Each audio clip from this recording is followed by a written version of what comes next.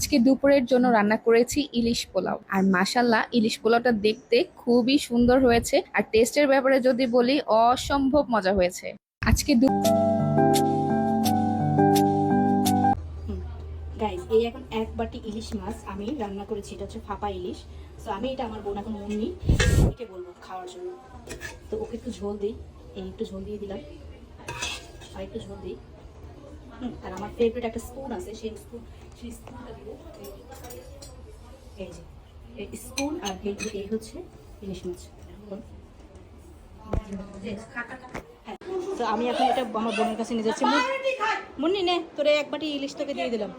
এত মিথ্যা কথা কষ্ট মনে হয় যা তো। আচ্ছা, তোকে এক, আমি সত্যি লাইন সব খাই। হ্যাঁ, তুই এক বাটি ইলিশ তোকে দিলাম, তুই এখন খা। আর কি খাবে, আর কি খাবে, আর কি খাবে?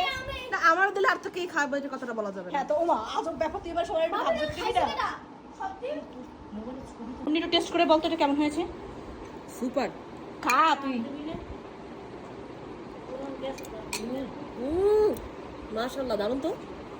মুন্নি একটু টেস্ট কর, এটার উপর পুরো রান্না বেস করে।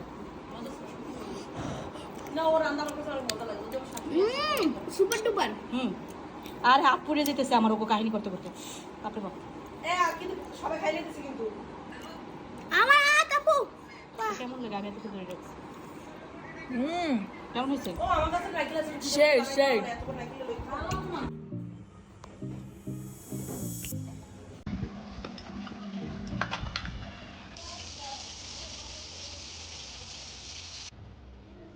কে? ওদের সমস্যা নেই, গরম করে তুমি।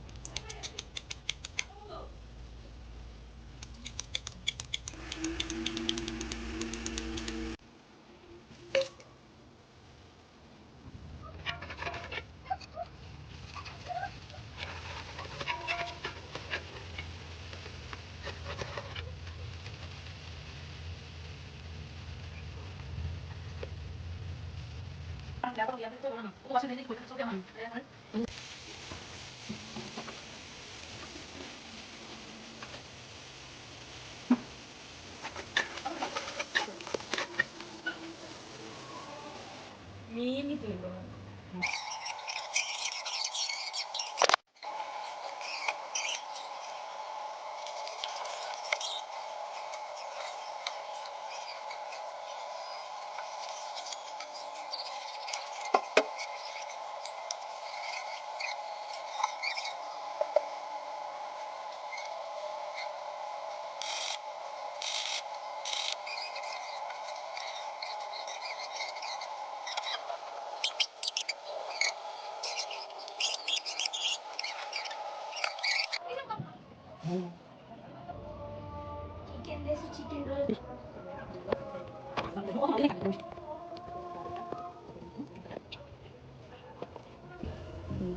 এইভাবে আমি মোবাইল দেখা করে ভিডিও করি।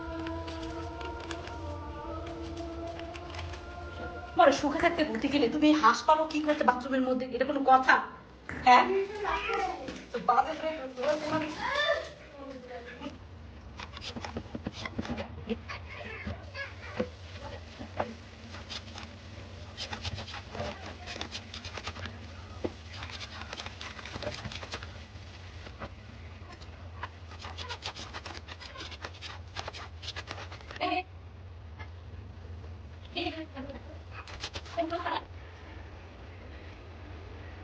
ইম্পর্টেন্ট ব্যাপারটা হচ্ছে পানি মেজারমেন্ট। আমি এখন হচ্ছে পানি দিব।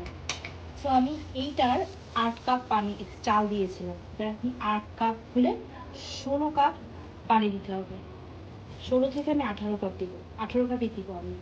আর এই জিনিসটা যদি মেজারমেন্ট আপনি না করতে পারেন না, পুরো ইলিশ পোলাও কেন যে কোনো পোলাও বড়া। আমি কয় কাপ দিয়েছি, কমে কম। আমি জাস্ট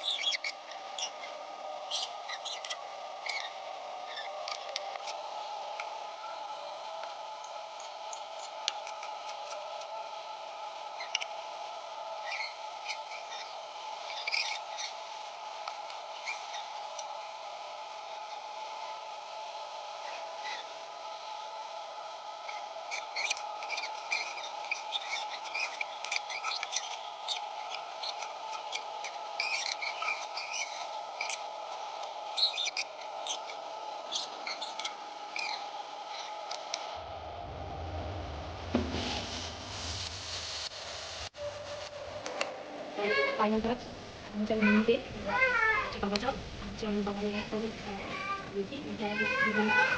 আর তোলা লাগে আর